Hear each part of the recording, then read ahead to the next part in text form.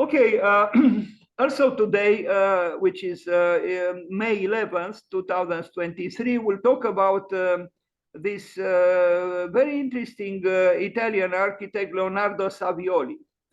Let's read a little bit about him. But before we read a little bit about him, let's look at a few pictures with him as a young man. Unfortunately, he died approximately young. He could have lived longer. I think at 65 or 67 he died. Leonardo Savioli. And here he is in his older age. He was also a painter and an architect and a painter. Which comes first? Apparently, he was very influenced by Le Corbusier, and I have a text here which I found on the web about the relationship, so to speak, between him and Le Corbusier. As I said, he was very influenced by Le Corbusier. Here he is with his wife, perhaps, and with an interesting hat. Leonardo Savioli, born in Florence on the 30th of March, but he died on May 11th. And that's the reason we talk about him today, because today is May 11th. In 1982, he died. Unfortunately, there is no English Wikipedia entry on Leonardo Savioli. So I took some text in Italian from the Italian Wikipedia. Sorry about this. I don't know Italian, but it's not difficult to understand for someone from Romania what is written in Italian. So Leonardo Savioli was born in 1917 on the 30th of March. And what else is written here? Leonardo Savioli, I shouldn't ridicule myself by trying to read in Italian, although it's very tempting because it's a beautiful language. And even if I don't know it, I still enjoy reading it. So let's try. Leonardo Savioli nasce a Firenze I can do it in Italian, I can do it, consegue la maturità classica e si iscrive alla facoltà di architettura dell'Università di Firenze. From 1941 si laurea discutendo. No, I should stop. I'm totally ridiculous. But you can see a few names there, including Leonardo Ricci, with whom he created a few interesting buildings. And I don't even know why I put this text here. It was my intention to translate it into English, but I had no time to do so. So I move forward. But we'll have some more text in English about him and Le Corbusier. Just a second. First, we look at some drawings by him, and unfortunately, I only found very low resolution images, but I chose to keep them, although they are unsatisfying because of their dimensions. As I said, he was also a painter, not just an architect. And about this, we are going to read very soon. About this and Le Corbusier, who also was a painter as well. This drawing, though, by him, Crocifissione, crucifixion, I imagine, is very beautiful and very unsettling in a way. You know, it's abstract, but it's labyrinthical, it's tormented, and it's a very good drawing, I think. But maybe I make this statement because it matches some of my aesthetical interests, and as such, you know, subjectively, I declare it as being a very nice drawing. I think it is. But let's read a little bit about him and Le Corbusier. The meeting of Leonardo Savioli with Le Corbusier is undoubtedly one of those that the Florentine architect, meaning Savioli, defines as fatal. In other words, decisive, illuminating, necessary. Among the specific occasions for the meeting of the two architects, two stand out. The first in 1948 and the second in 1963. So the meeting between Savioli and Le Corbusier. The importance of the second episode appears as decisive in many traces of the university lectures given by Savioli at the Faculty of Architecture at the University of Florence between the years 1966 and 1970, when he was more than 50 years old. We remember he was born in 1917. Of this later encounter, the architect remembers in particular the episode in which Le Corbusier confesses that he would have liked to become a painter, to which Savioli adds, "Naturally, I meditated for a long time on this phrase. LC, meaning Le Corbusier, wanted to be only a painter and had made me think of Le Corbusier's painting, architecture, and sculpture." Because yes, this was also the dream of Walter Gropius, to bring together painting, sculpture, and architecture in the act of building.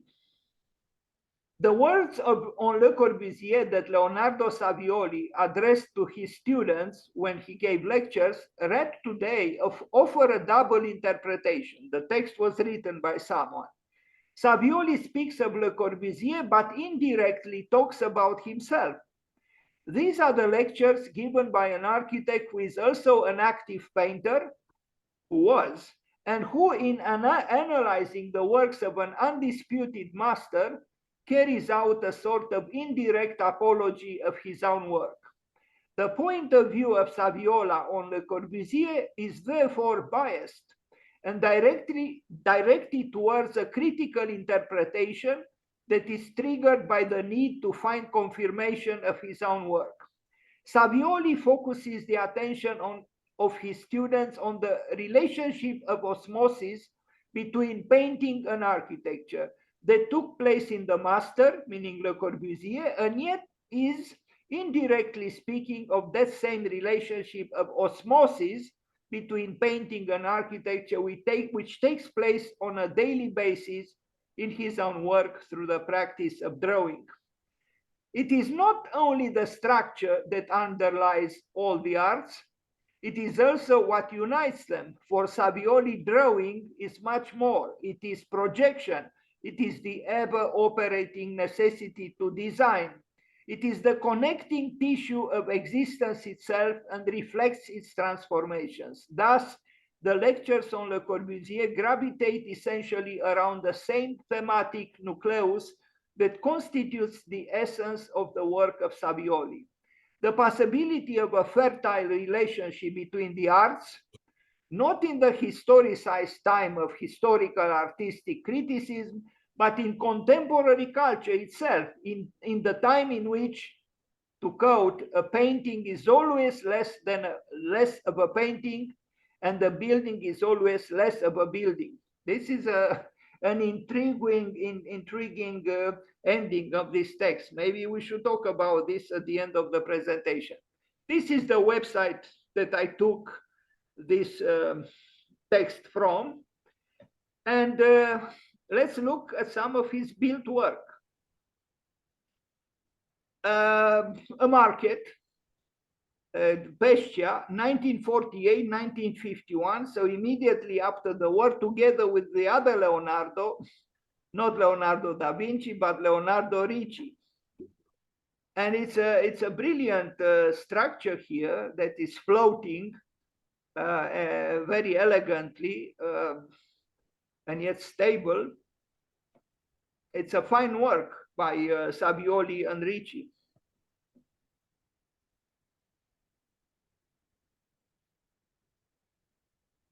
Not very well kept, but it's brilliant in terms of, a structure which refuses to be just structure. Because it is cultural, it is emotional, it is expressive.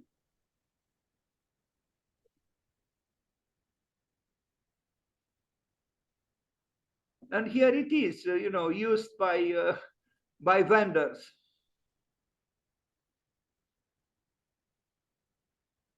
You could say, what's the use of such a, sophisticated structure, in the context of a banal market? No, I think it does matter. I mean, if I am to think of the library Saint-Geneviève, or the reading room at the Bibliothèque Nationale in Paris by Henri Labrouste, and I look here at the ceiling or the roofing that Savioli and Ricci made for this market, in a way is the same spirit, even though here people do not buy knowledge, but they buy products. But it's okay. It's still about emphasizing the immeasurable quality of life. Even if you buy, when you go there to buy, I don't know what, vegetables or meat or whatever. And this is the project, the plan, and the section and the elevation, the long elevation of the building. Savioli and Ricci.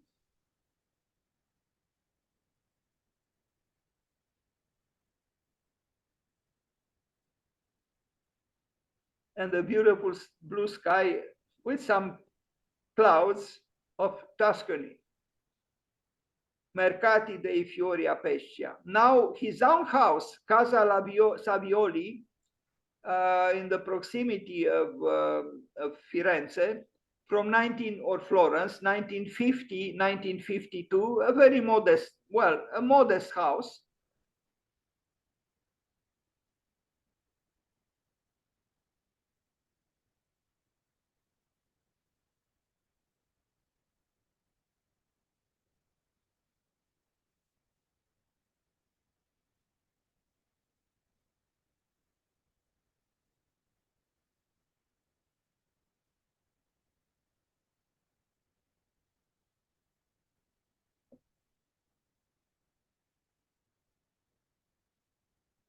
The influence of Le Corbusier on his work at times is very obvious, and we are going to see such examples very soon.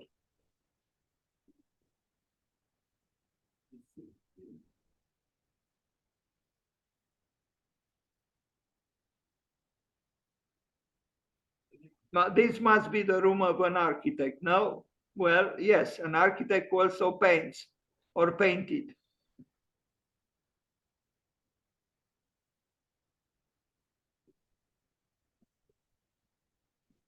I wanted to show also the house that Leonardo Ricci, his partner in several projects, built for himself, because it would be interesting to compare the two houses. Now, maybe Leonardo Ricci had more money than Leonardo Savioli. It's possible, because his house is bigger and more dramatic. But it's an excellent building, La Casa Studio di Leonardo Ricci, and here it is in a I would say in a dramatic landscape.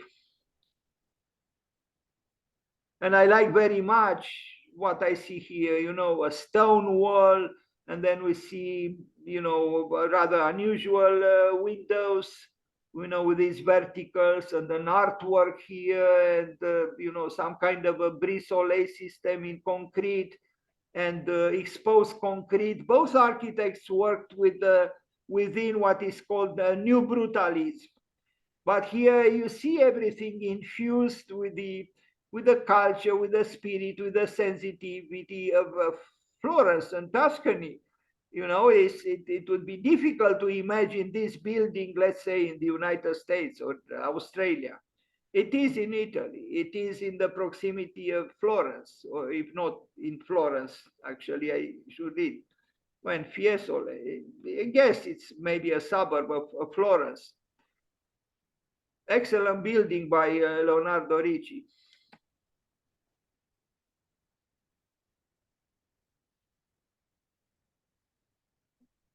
It's inspiring, because there is the tactility, the tectonics of stone, the rawness and the earthiness of stone. And then, of course, is the sloping land and the the great trees, and then you have art here, you see. And it's just this meeting between the earth and the sky, between the earth and the sky of art, if I am to allow to say something like this. And you have the raw concrete, and then you have the sculpture, and you have the glass treated clearly in a modernistic way. It's a very fine melange, and it's romantic, it's powerful, it's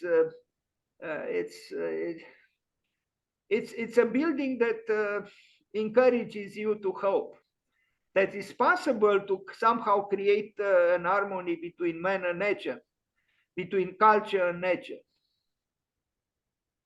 Now, I like this building very much. Leonardo Ricci, though, not Leonardo Savioli. But we are going to see a few more buildings by Leonardo Savioli. Leonardo Ricci lived a little longer. I think he died at 76, while his friend died at 66, 67. With such trees around, although I should not underestimate architects. Architects could make a very ugly building, even in the vicinity of such glorious trees.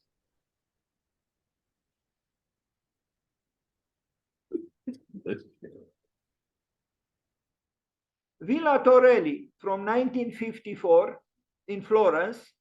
Here he collaborated with several architects. Leonardo Ricci was one. This is another one, Danilo Santi. So 1954. Edifici per appartamenti, ville, mercato coperto. Anyway, I don't know why I have this here. And I think I don't have, no, I should have pictures with the, we move forward. Something is wrong here. As I told you, I had to recreate, not that I try to excuse myself, but in a hurry, I had to make another PowerPoint presentation with Leonardo Savioli. Villa Ghiandaia in Florence, no pictures. Villa Sandroni in Arezzo, in collaborazione con Danilo Santi. An opulent villa. I couldn't find great pictures. This one is also a little bit foggy, and this one is too small. I have some pictures of the model of this house. It's a model. It's possible it was not, photographers were not allowed inside the building, being private property. But we see here elements that are not to be ignored. The filtering of light through a wall which refuses to be a barrier between the outside and the inside. And the gentleness of the wooden elements that bring necessary sensitivity to the wall and thus to the building.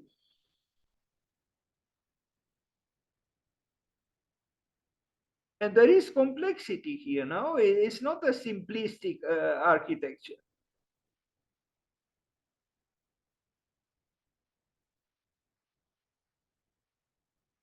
I mean, you see even the columns and the beams, there is an architecturalization of them. They are not left just with what the engineer says is necessary. They are treated aesthetically, even if with very simple means. Again, this is the model. It's too bad I couldn't find pictures of the building as it was built. These are the plans, more recent drawings, digital drawings, that is. A large building, as you can see. Leonardo Savioli.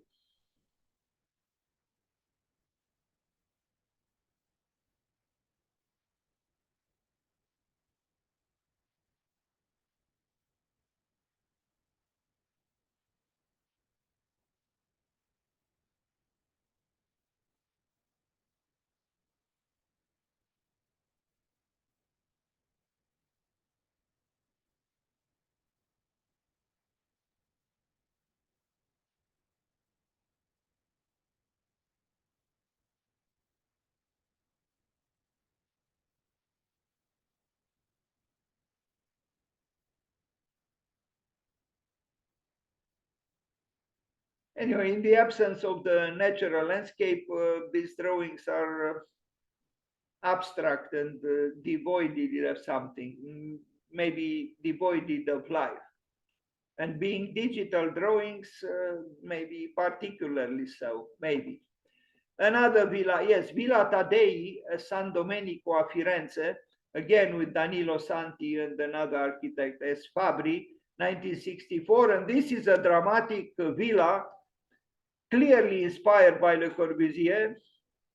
Le Corbusier also used to have this kind of stair, you know, with a parapet only on one side. In fact, there is a very amusing picture with Le Corbusier visiting a building he built in Ahmedabad in India, where he works with his back to the parapet, almost obviously, or maybe without almost, afraid not to fall. And behind him, the young B.V. Doshi, who seemed to be alert in case something happened to the master and had vertigo not to fall. Well, in the building in Ahmedabad, what is strange is that, well, and this happened also at Ronchamp. There is a stair in the back of the building, if we have to call it so, the back of the building, where the you know, the rail, the handrail is close to the wall, but not on the side which is really dangerous, you know, like the outside, you know, the exterior, like here, like exactly like in this case. So maybe this stair done in exposed concrete is Nietzschean in spirit, inspired by Friedrich Nietzsche, who said, live dangerously. You know, now the danger is not cardinal, is not crucial, is not huge. If you fall from a few meters, but still, still, it's something to reflect on, because obviously orthodox functionalism would protest such a step, you know, because yes, something could happen and you could fall. But maybe exactly this fact that the stair seems to suggest a certain level of a certain degree of danger, it becomes powerful aesthetically. As for the building as a whole, it's very much Leonardo Savioli, but the influence of the master Le Corbusier is to be seen.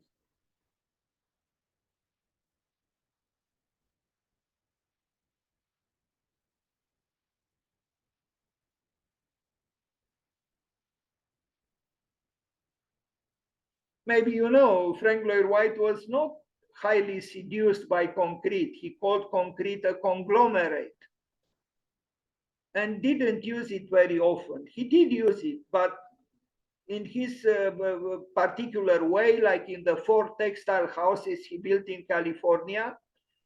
Otherwise, rather reluctantly, he used concrete. Not so with Le Corbusier, and not so with Leonardo Savioli. But you see here the concrete in its rawness has plastic virtues, has aesthetical virtues.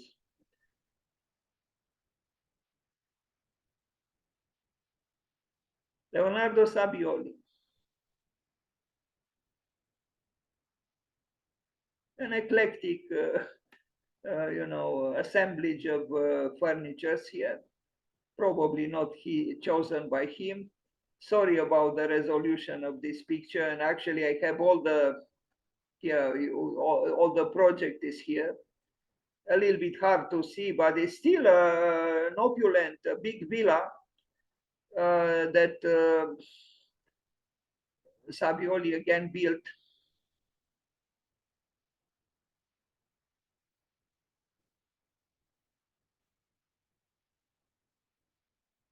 So he was called an architect of the new brutalism. I don't know exactly what that new brutalism means, but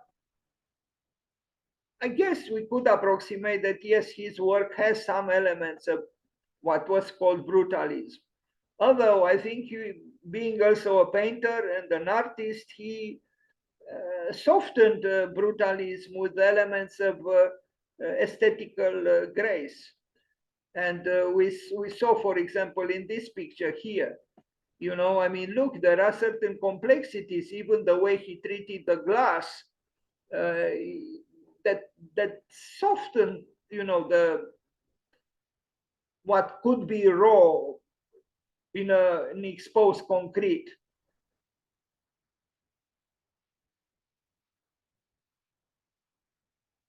Even the fact that the concrete is showing, you know, the usage of wooden elements, these horizontal parts of the making of the concrete actually add to the sensibilization of the concrete.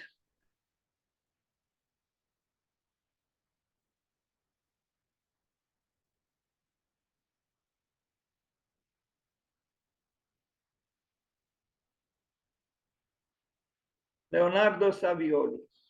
Now, another important building by him, a block of flats, an apartment building in Florence, again with Danilo Santi, 1964, 1967, is this one.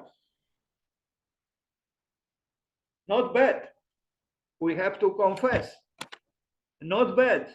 I mean, how many apartment buildings in the world look like this?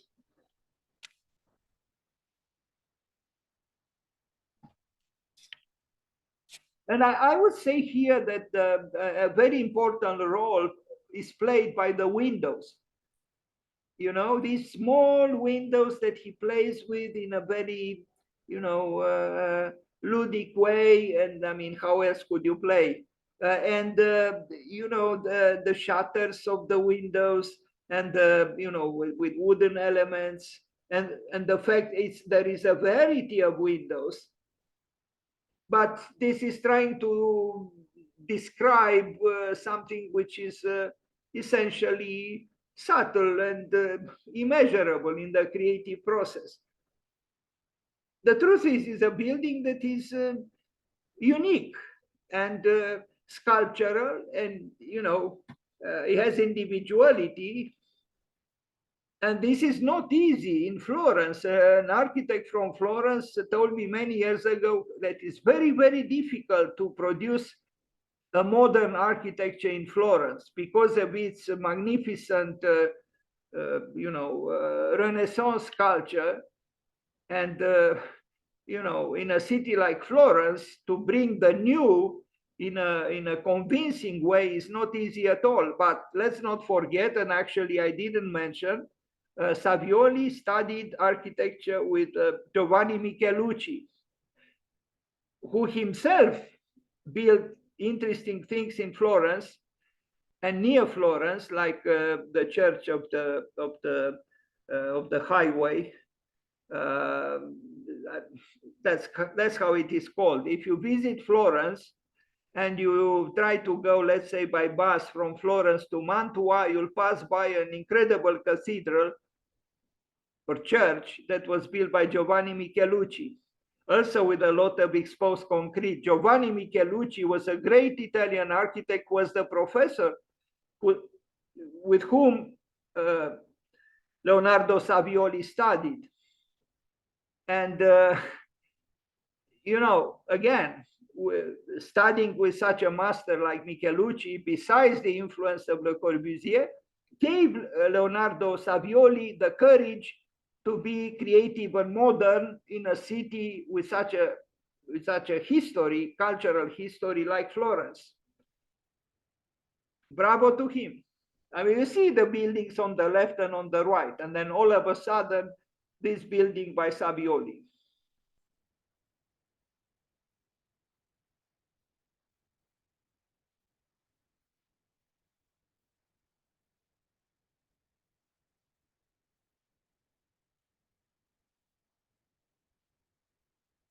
The model again.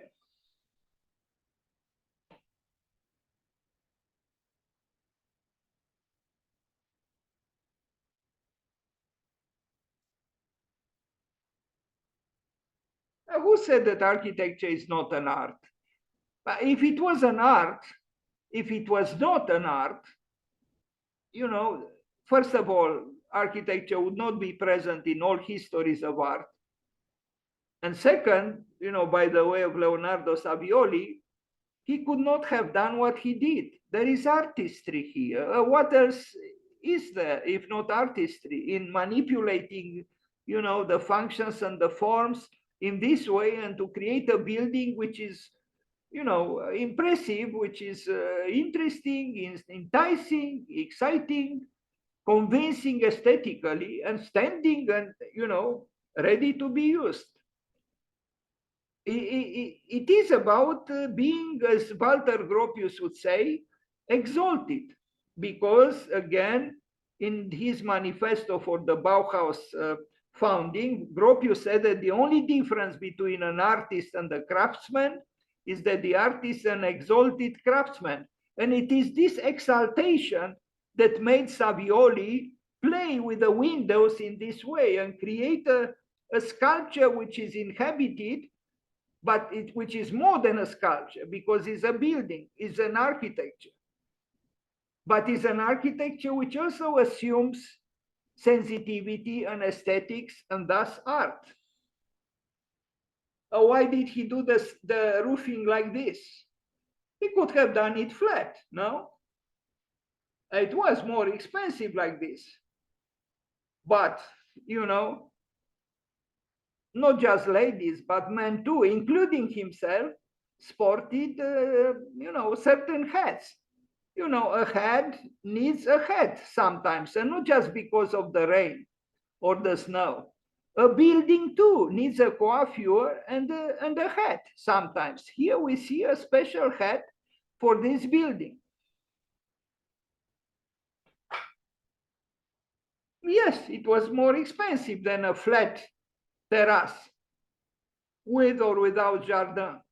But, you know, if you make a building, perhaps you can legitimize a certain expenditure for something that is important, and that is the ending of the building in its way upwards towards the sky. You see here too, it's crucial, that top part, the head of the building. It exalts. It's a very fine apartment building.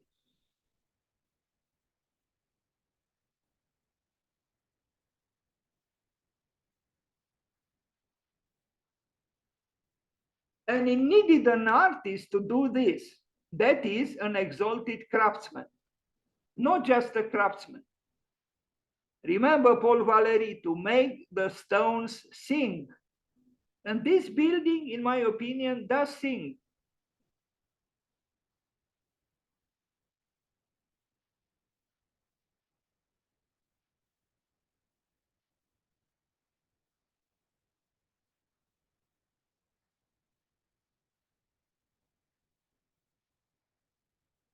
In a way, it's the same exaltation that we witnessed at the Bibliothèque Sainte-Geneviève in Paris by Labrouste, or the reading room again by Labrouste at the Bibliothèque Nationale, where the top part of the room and here the top part of the building play a crucial role. Why are there hair salons? Why do people go? Because it is important, you know, the top part of a human being to have a certain, you know, a certain look, a certain coiffure, a certain haircut. People say a nice haircut. Well, do we think about the haircuts of our buildings? I don't think we do it often enough.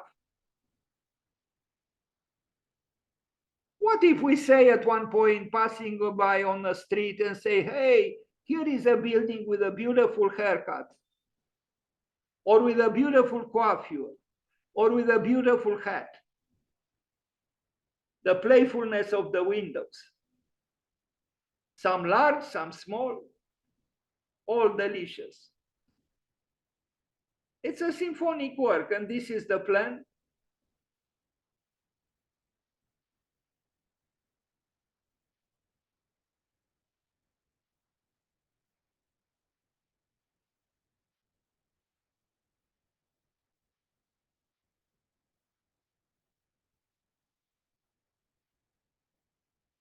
It's an organic machine to an extent.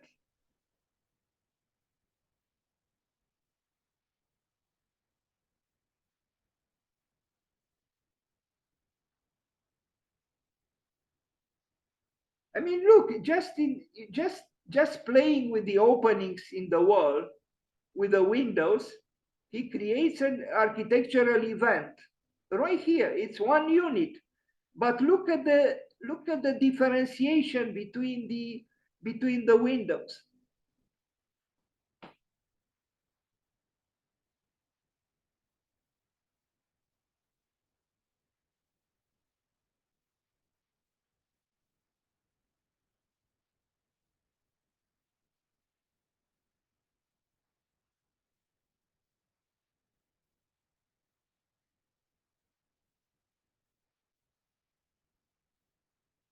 So it is possible to bring modernity to Florence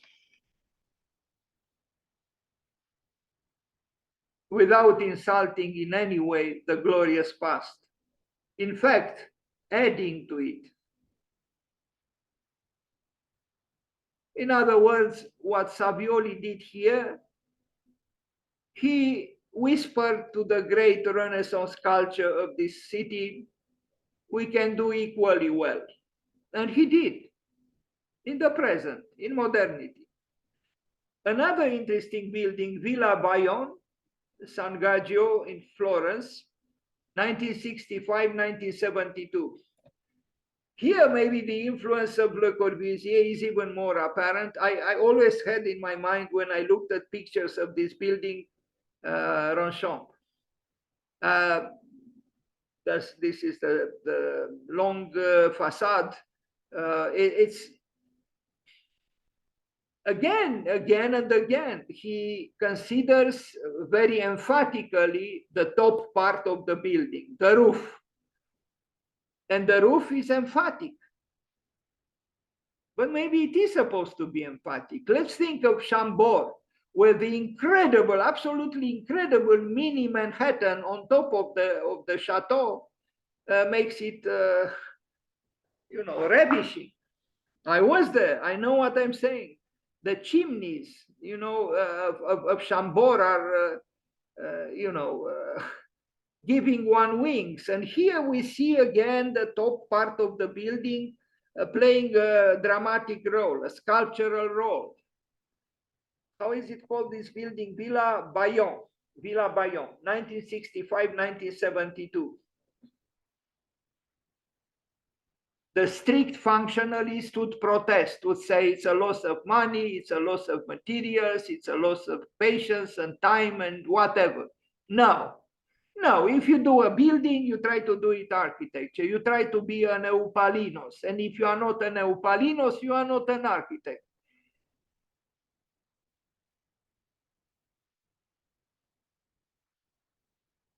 Interesting work. We have to acknowledge it.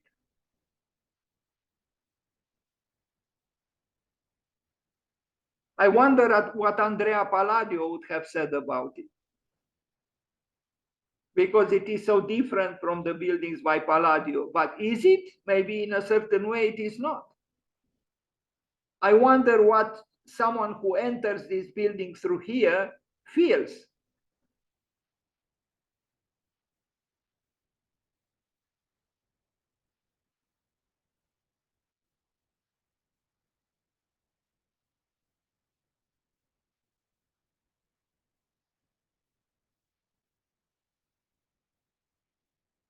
Villa Bayonne, il new brutalisme, there is an S there which shouldn't be there, di Leonardo Savioli.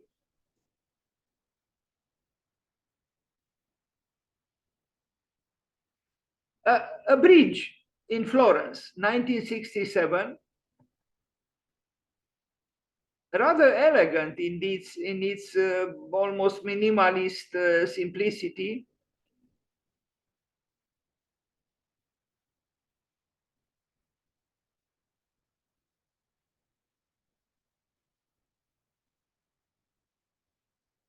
I mean, you look at the buildings in the background and you look at the bridge, and the bridge is it has a different character. It's modern, it's fresh, it's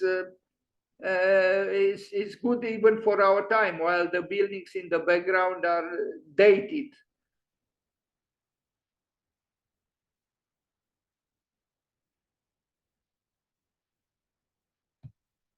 Now, another interesting work with Leonardo Ricci, a housing complex, rather complex, this housing complex from 1957 to 1980. So 23 years. Here it is. And again, we see the top part of the building assuming an emphasis, which is probably very important in architecture in general. Now, in front of the building, there are the garbage containers. What can we do? We produce in order to consume, and after we consume, we produce, or through consume, we produce a lot of garbage. So it is unavoidable to have garbage collectors. But the building is, the buildings, because there are several buildings, are dramatic. Is there a need for them to be dramatic?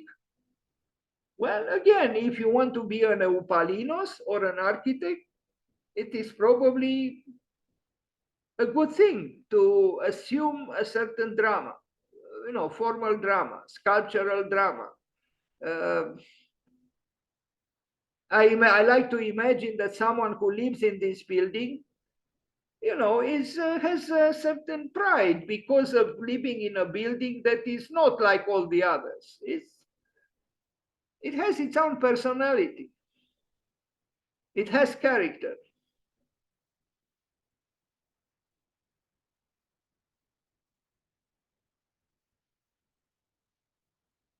Leonardo Savioli and Leonardo Ricci.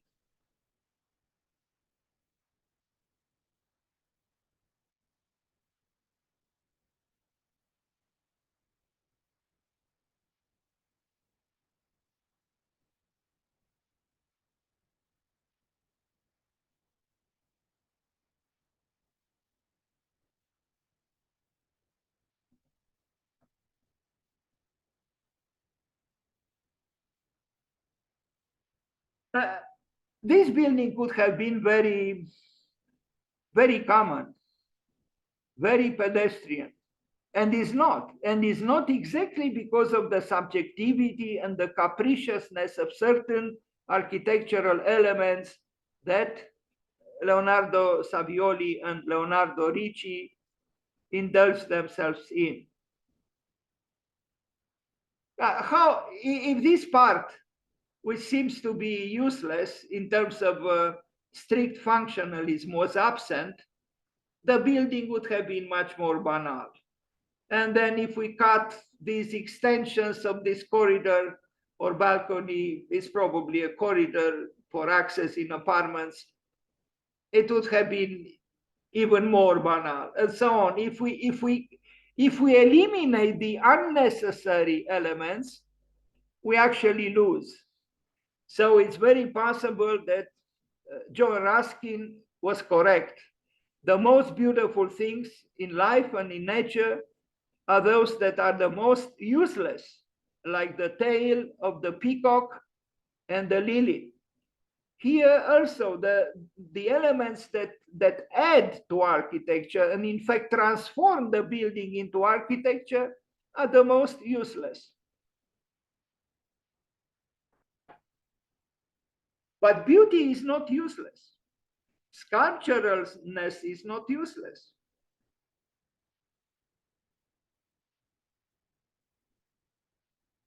Is the rendering of the project, but unfortunately the resolution is not great, sorry. And it might be that this is the last picture of this imperfect and rather short presentation of an interesting architect, Leonardo Savioli. And here we see in this picture again the emphasis he placed on the top part of the building. You know, here is the drama. There are some good, interesting things below as well. But at the top, we have the drama. At the top, we have the tail of the peacock.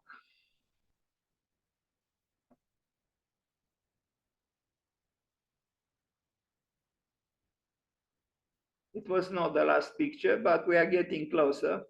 And again, with the same message, that at the top, the building becomes interesting or more interesting.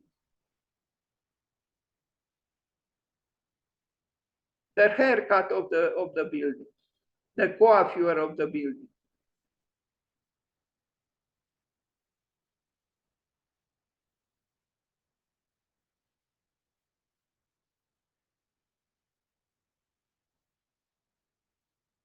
That's the back of the building, a little bit less glorious, but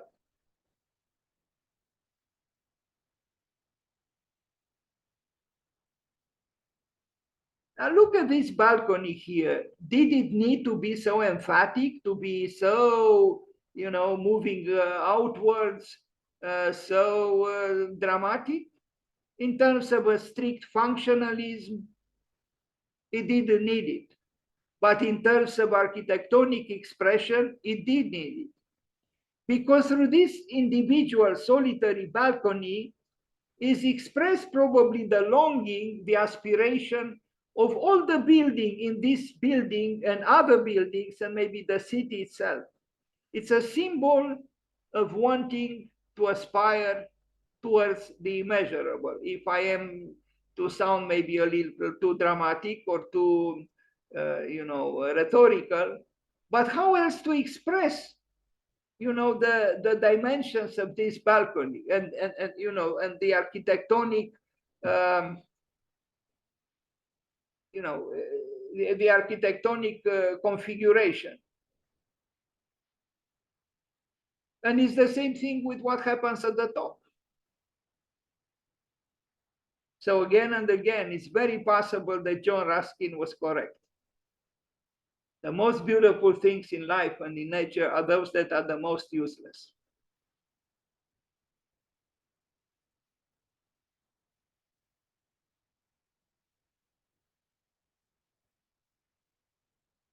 I mean, is this collecting water here? This makes me think of a library that Arata Isozaki built in the 50s in Japan. But there was some kind of an expression of metabolic or metabolistic architecture.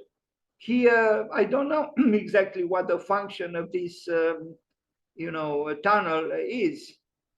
Here, I understand, they, well, I don't know, but I imagine they, externalize water that falls on the top of the building. But here, and yet again and again, these elements which have a questionable, functionality are the most interesting, visually, aesthetically, architectonically, or architecturally.